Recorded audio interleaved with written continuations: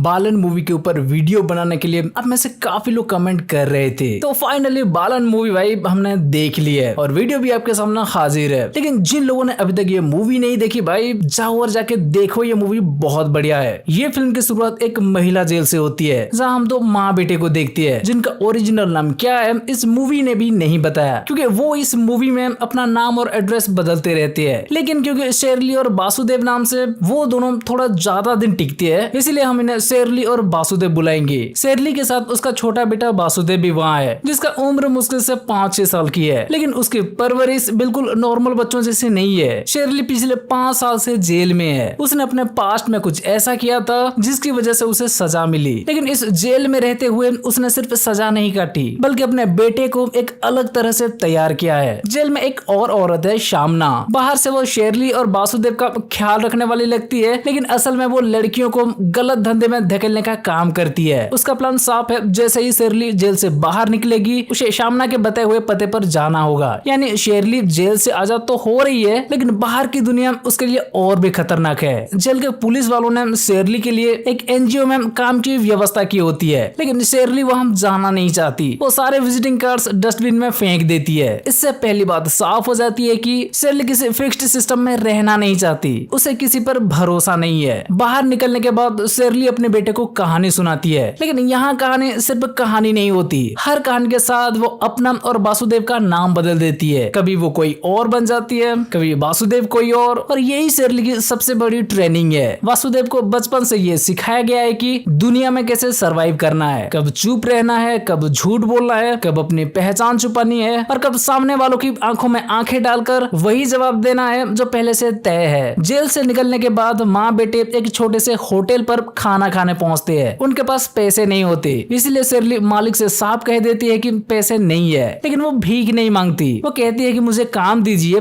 बदले में खाना दे देना। होटल मालिक पहले मना करता है, लेकिन बाद में उसे अपने साथ रख लेता है। यहाँ शेरली अपना नाम बदल देती है और वासुदेव का नाम अभिजीत बताती है। अब शेरली उसी छोटे से होटल में काम करने लगती है। धीरे धीरे वो होटल को इतना संभाल देती है कि जहाँ पहले कमाई नहीं होती थी वहाँ अब अच्छा पैसा आने लगता है। होटल के मालिक भी उसे अपनी बेटी जैसा मानने लगता है। फिर एक दिन जब एक बंदा इन लोगों को अलग नजर से देखता है तो मालिक बाहर के लोगों से इन्हें बचाने के लिए उन्हें उसका घर में रहने के लिए कहता है। लेकिन यही बात शेरली को अनकंफर्टेबल कर देती है, क्योंकि उसके लिए किसी जगह पर ज्यादा दिन रुकना डेंजर है। चाहे सामने वाला कितना भी अच्छा क्यों ना हो, अटैचमेंट उसके लिए रिस्क है। इसलिए मौका मिलते ही वो वासुदेव को लेकर वहाँ से निकल जाती है। इसके बाद शेरली इसी तरह अलग अलग जगह छोटे मोटे काम करती है। हर जगह नया नाम, नई कहानी, नई पहचान, कुछ देर रुकना, काम करना और फिर गायब हो जाना। यहाँ फिल्म हमें धीरे धीरे समझाती है कि शेरली भाग सिर्फ पुलिस या पास्ट से नहीं रही, वो हर सिचुएशन से भाग रही है जहाँ कोई उसे पहचान सकता है। एक दिन ऐसा ही होता है, शेरली जहाँ काम कर रही होती है वहाँ एक आदमी उसे पहचानने की कोशिश करता है और ये वही आदमी होता है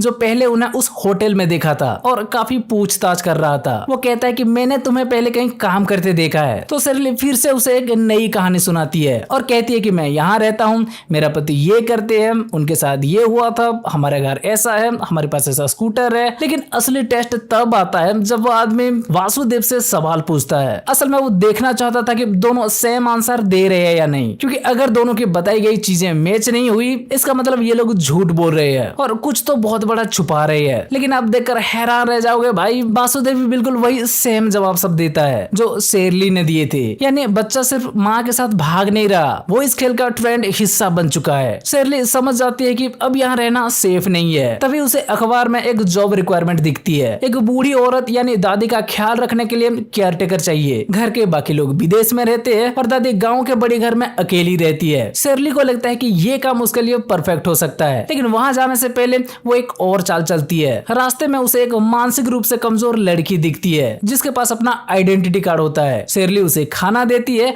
और बदले में उसका आईडी ले लेती है। अब शेरली उसी लड़की की आइडेंटिटी लेकर दादी के घर पहुंचती है। घर बहुत बड़ा है लेकिन अंदर से सुनसान है। शेरली और वासुदेव अंदर घुसते हैं, तभी टेलीफोन बजता है। फोन विदेश से आता है। दादी का बेटा बताता है कि वो हर महीने के पहले दिन 1 बजे कॉल करेगा और दादी का हाल पूछेगा। वो ये भी बताता है कि दादी बहुत गुस्सेल है, किसी से ठीक से बात नहीं करती, लेकिन उनका ख्याल रखना जरूरी है। इतने में दादी खुद सामने आ जाती है, हाथ में बंदूक लेकर। दादी का एंट्री सीन ये बता देता है कि ये घर नॉर्मल नहीं है। वो बूढ़ी है, व्हील चेयर पर रहती है, बीमार है, लेकिन तेवर ऐसे जैसे पूरे इलाके की मालकिन वही हो। दादी शेरली से खाना बनाने को कहती है। शेरली खाना बनाती है और धीरे धीरे उसी घर में काम करने लगती है। दादी के घर के आसपास बच्चे फल चुराने आते हैं और दादी उन्हें भगाने के लिए गोली चला देती है। बाद में पता चलता है कि दादी अक्सर सिर्फ डराने के लिए गोली चलाती है, लेकिन फिर भी शेरली को यह माहौल ठीक नहीं लगता। धीरे धीरे शेरली दादी के बारे में जानती है। दादी बताती है कि वो और उनके पति स्वतंत्रता सेनानी थे। उन्होंने देश के लिए अंग्रेजों से लड़ाई लड़ी, लेकिन उनका बेटा उन्हीं अंग्रेजों के पास काम करने के लिए विदेश चला गया। इसी वजह से दादी ने अपने बेटे से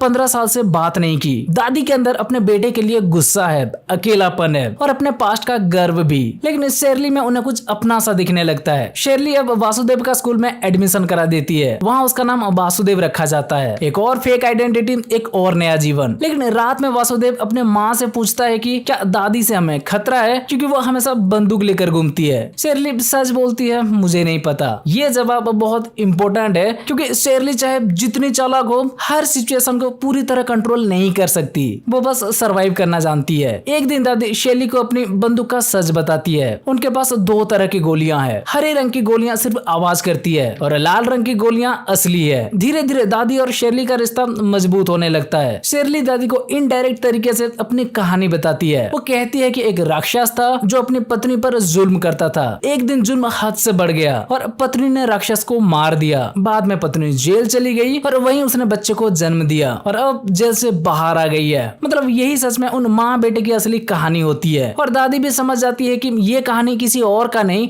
शेरली की ही है। दादी उसे समझाती है कि अब उसे खुद और अपने बेटे पर ध्यान देना चाहिए। वो ये भी कहती है कि मेरी हालत ठीक नहीं है, मैं ज्यादा दिन के मेहमान नहीं हूँ। मेरी मौत के बाद मुझे लोगों के बीच तमाशा बनाकर दफनाने मत जाना। मुझे इसी घर में दफना देना और ऊपर केले का पेड़ लगा देना। कुछ दिनों बाद दादी की मौत हो जाती है। शेरली दादी की बात मानती है। वो उन्हें घर के बाहर दफना देती है और ऊपर केले का पेड़ लगा देती है। अब घर में सिर्फ शेरली और वासुदेव है। दादी का बेटा फोन करता रहता है और शेरली हर बार कह देती है कि दादी आपसे बात करना नहीं चाहती। धीरे धीरे शेरली को लगता है कि अब शायद जिंदगी ट्रैक पर आ रही है। वासुदेव स्कूल जा रहा है, दोस्त बना रहा है और पहली बार माँ बेटे को एक जगह ठहरने का मौका मिला है। लेकिन शेरली का डर अभी भी खत्म नहीं हुआ। एक दिन वासुदेव स्कूल के बाद अपनी माँ का इंतजार करता है। शेरली देर से आती है और वासुदेव कुछ दूरी पर बच्चों के साथ खेलने चला जाता है। शेरली ये देखकर गुस्सा हो जाती है। वो उसे डांटती है कि मैंने क्या सिखाया था, तुम्हें अपनी जगह से कहीं नहीं जाना है, चाहे कितनी भी देर हो जाए माँ जरूर आएगी। ये लाइन पूरी फिल्म का इमोशनल बेस है, क्योंकि वासुदेव के लिए उसकी माँ सिर्फ माँ नहीं है, उसकी पूरी दुनिया है। और शेरली के लिए वासुदेव सिर्फ बेटा नहीं है, जीने की वजह है। लेकिन फिर कहानी में शामना वापस आती है। एक दिन शॉपिंग के दौरान शेरली को शामना दिख जाती है। शामना उसे पहचान लेती है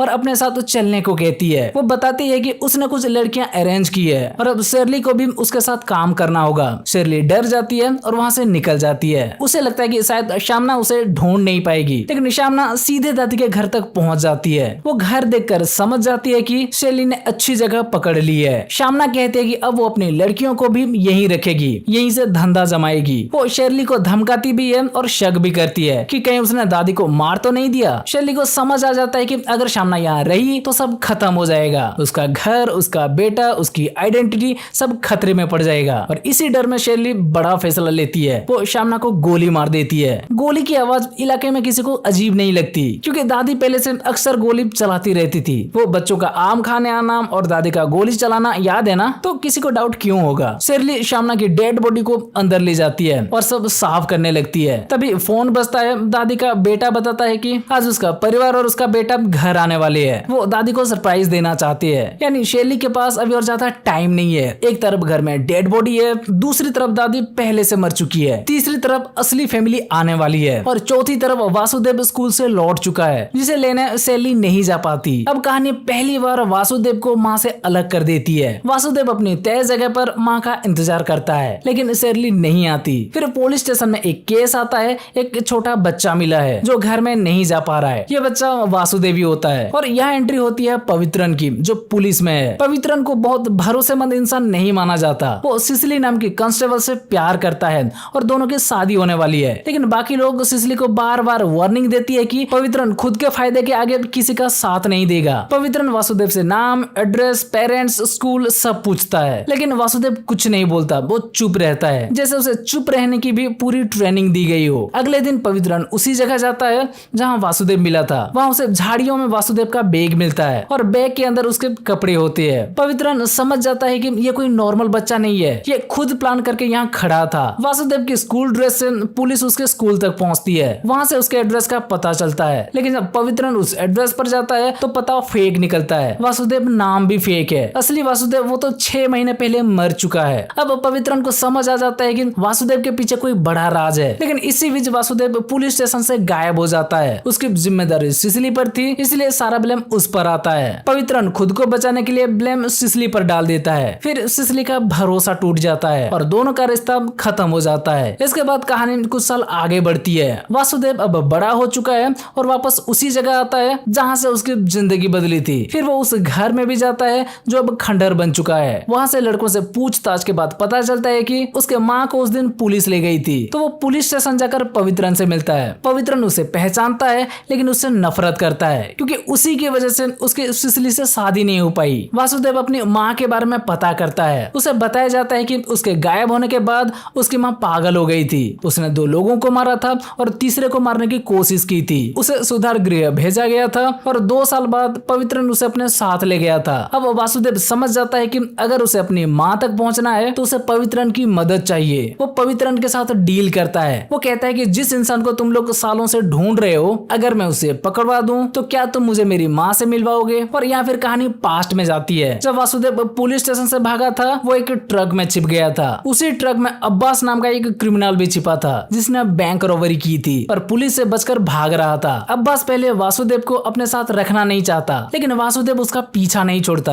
आखिरकार मजबूरी में अब्बास उसे अपने साथ रख लेता है। वासुदेव अपना नाम पवित्रन बताता है। असल में ये लोग लास्ट टाइम जिसे भी मिले होते हैं उनका नाम पता यूज कर लेते हैं। तो यहाँ वासुदेव अपना नाम वो पुलिस वाला का नाम से रख लिया था। अब्बास इलीगल काम करता है, चोरी, ड्रग्स, डिलीवरी, हर तरह के गलत धंधे में उसका हाथ है। लेकिन वासुदेव उसके लिए परफेक्ट टूल बन जाता है क्योंकि एक छोटे बच्चे पर कोई शक नहीं करता। धीरे धीरे वासुदेव अब्बास के साथ काम सीखता है। वो डिलीवरी करता है, लोगों को कंफ्यूज करता है और हर काम बहुत स्मार्ट तरीके से कर देता है। लेकिन उसके अंदर एक ही बात चल रही है, मुझे अपनी माँ को ढूंढना है। अब्बास भी उसका माँ को ढूंढने की कोशिश करता है लेकिन कुछ पता नहीं चलता। इसलिए वासुदेव फैसला करता है कि अब्बास के साथ रहने से कुछ नहीं होगा, उसे खुद बाहर निकलकर अपने माँ को ढूंढना पड़ेगा। तो वो वापस वही जगह जाता है जहाँ से भागा था। प्रेजेंट में पता चलता है कि पुलिस इतने सालों से अब्बास को ही ढूंढ रही थी। तो वासुदेवन अपने माँ से मिलने के जगह अब्बास को पकड़वाने की डील करके पवित्रन को अब्बास तक पहुंचा दिया। लेकिन वहाँ पुलिस पहुंचने से पहले पता चला कि अब्बास पहले से उसके माँ को ढूंढ लिया था। लेकिन क्योंकि उसकी माँ जेल में थी तो अब्बास उनके सजा खत्म होने के इंतजार कर रहा था। उसके बाद वो वासुदेव को उसके माँ के बारे में बताता, लेकिन फिर उसे मेंटल हॉस्पिटल भेज दिया गया और बाद में पवित्रन भी ले गया। तो अब्बास और वासुदेव को कुछ बता नहीं पाया, लेकिन उसके अंदर ही ये पुलिस तक पहुंच गया। अब वासुदेव अब्बास से ये सुनकर इमोशनल हो जाता है, पर क्या करें, अब पुलिस वहां पहुंच चुके थे तो अब्बास पकड़ा जाता है। बदले में पवित्रन वासुदेव को उसकी माँ से मिलवाने ले जाता है। लेकिन जब वासुदेव उस सेल में अपनी माँ को देखता है तो एक सबसे बड़ा ट्विस्ट रिवील होता है और पता चलता है कि वो औरत शेरली नहीं होती, वो वही मानसिक रूप से कमजोर लड़की होती है जिसकी आइडेंटिटी शेरली ने दादी के घर जाने से पहले ली थी। अब वासुदेव को समझ आता है कि उसकी माँ पकड़ी ही नहीं गई थी, उसने उस दिन भी सबको चकमा दे दी थी। अब फिल्म हमें असली घटना दिखाती है। शेरली ने शामना को 2 बजे मारा था। 4 बजे दादी का परिवार आने वाला था, उसके पास सिर्फ 2 घंटे था। तब उसने उस मानसिक रूप से कमजोर लड़की को वापस घर लाया, उसे साफ सुथरा किया और वही उस घर में पहले से काम कर रही थी, मतलब वो दादी की केयर टेकर वही है जैसे सिचुएशन सेट किया। उसी ने शामना की मर्डर भी किया है और अभी उस बुढ़िया की फैमिली आ रही है तो उनके और गन ताने खड़ी है जैसे सिचुएशन सेट कर दिया। जब दादी का परिवार घर पहुंचा, गोली चली, अफरा तफरी मची और इसी मौके का फायदा उठाकर शेरली पीछे के रास्ते से भाग निकली। बाहर की दुनिया ने समझा कि दादी के घर के केयर टेकर ने 2 लोगों को मारा और पकड़ी गई, लेकिन असल में पकड़ी गई लड़की शेरली नहीं थी, शेरली तो गायब हो चुकी थी। वासुदेव ये सब समझने के बाद अब उस जगह पहुंचता है जहाँ बचपन में वो अपनी माँ का इंतजार करता था। उसे अपनी माँ की ट्रेनिंग, उसकी स्टोरीज और उसका सबसे बड़ा रूल याद आता है, माँ जरूर आएगी। और सच में थोड़ी देर बाद शेरली वहाँ आ जाती है। वो अपने बेटे से कहती है कि मैंने कहा था ना माँ जरूर आएगी। मतलब शेरली इतने सालों तक कहीं गायब होकर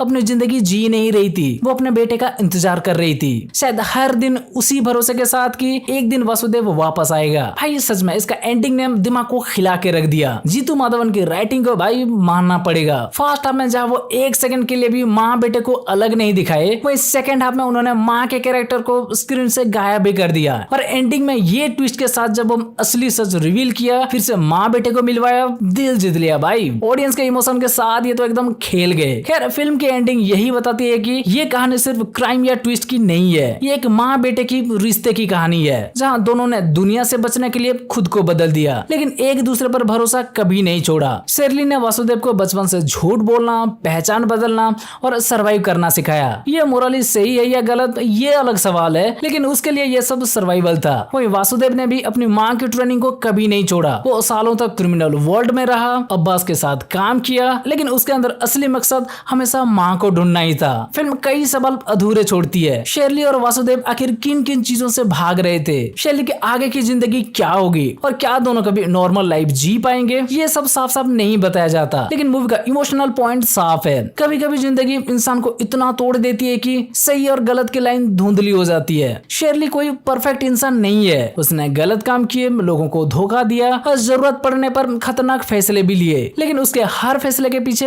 एक ही डर था, कहीं उसका बेटा उससे छीन ना जाए। और इसीलिए बालन द बॉय एंड में एक ट्विस्ट हैवी थ्रिलर से ज्यादा माँ बेटे की सर्वाइवल स्टोरी बन जाती है, जहाँ दुनिया बदलती रही, नाम बदलते रहे, आइडेंटिटी बदलती रही, लेकिन एक वादा नहीं बदला, माँ जरूर आएगी। तो भाई ये था बालन मूवी का एक्सप्लेनेशन। आशा है कि आपको ये मूवी अच्छी लगी होगी। तो अगर आपको ये वीडियो अच्छी लगी हो तो वीडियो को लाइक, शेयर और चैनल को सब्सक्राइब कर दो। चलो फिर मिलते हैं अगले वीडियो में, बाय।